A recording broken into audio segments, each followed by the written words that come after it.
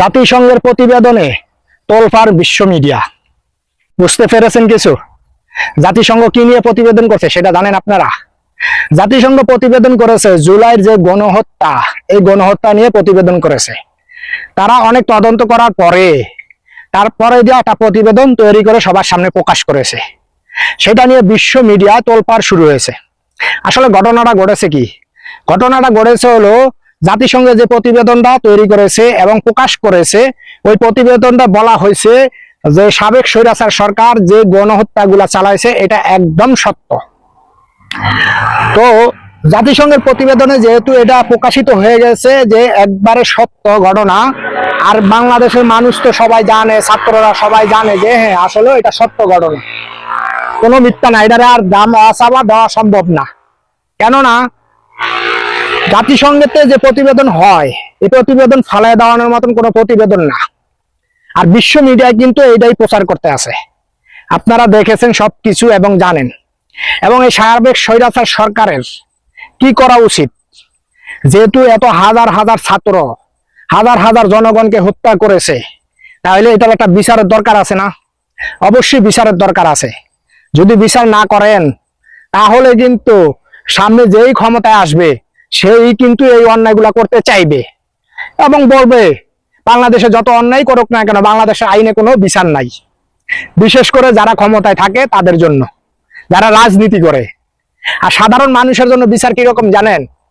সে শুধু কথা বলেছে তাতেই তার বাড়িঘর জ্বালিয়ে দেবে। সে শুধু একটু কথা বলেছে তাকে হত্যা করবে, গুম করবে। সে শুধু একটু কথা বলেছে তাকে ধর্ষণ করবে, সে যদি নারী হয়। এই হলো বাংলাদেশের সাধারণ মানুষের উপরে জুলুম, নির্যাতন এবং কি বিচার। এটার জন্য যদি আপনি বিচারের জন্য যান তাও বিচার পাবেন না। কোনো একটু অন্যায় আপনি করেছেন, থানা পুলিশ সাথে সাথে আসবে, আশা কি করবে জানেন? আপনাকে নিয়ে যাবে। আপনি যদি দোষী হন তত শাস্তি পাবেন, যদি দোষী নাও হন তাও শাস্তি পাবেন। তো সাধারণ মানুষের জন্য বিচার হয় তাড়াতাড়ি।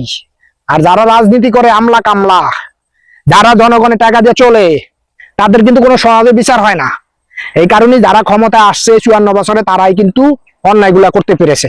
এখন যেহেতু জাতিসংঘ একটা প্রতিবেদন প্রচার করে দিয়েছে, এইটার নিয়ে এবং কি যে আইন আছে বাংলাদেশে প্রচলিত আইন, ওই আইন অনুযায়ী শাস্তি দেওয়া হোক।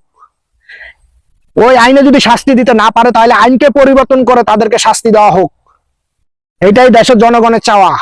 কারণ এখন বর্তমানে যে ঝামেলাটা চলতে আছে, শুধু শাস্তির জন্য, যে জালেম সরকারের সকল দোষরের শাস্তির জন্য সবাই কিন্তু এখন আন্দোলন সংগ্রাম করতে আছে। ছাত্ররা কথা বলতে আছে, নাগরিক সমাজ কথা বলতে আছে, বুদ্ধিজীবীরা তো কথা বলতেই আছে। তাহলে আপনার সমস্যাটা কোথায়? যে আইন আছে এই আইনে যদি না হয় তাহলে আইনকে সংস্কার করুন।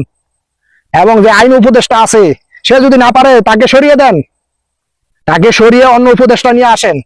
কারণ আইন উপদেষ্টার বিপক্ষে যে কথাগুলো বের হচ্ছে, আসলে সেও কিন্তু আওয়ামী লীগের দোসরই ছিলেন। তার কারণে সে কি করতে চাইতে আছে? আওয়ামী লীগকে পুনর্বাসন করতে চাইতে আছে, জালেম সরকারকে পুনর্বাসন করতে চাইতে আছে। এটা আপনারা সবাই খেয়াল রাখবেন, যাতে করে জালেম সরকাররা আর পুনর্বাসন না হতে পারে বাংলাদেশে, সেই চেষ্টাটা করেন দেশের জনগণ। তাহলেই সবাই বেঁচে যাবে, না হলে কারো বাঁচাবাঁচি নেই। এই যে আমরা কথা বলতে আছি, আমাদের কখন বাড়িঘর জ্বালিয়ে দিতে আছে, অনেকের তো বাড়িঘর জ্বালিয়ে দিচ্ছে। ওই জিনিসগুলা খেয়াল রাখবেন। এবং বাংলাদেশে যে আইন আছে এই আইন অনুযায়ী যদি আইনে না হয় তাহলে আইন সংশোধন করে তাদের বিচারের আওতায় নিয়ে আসেন, দেশের জনগণ শান্তি হয়ে যাবে।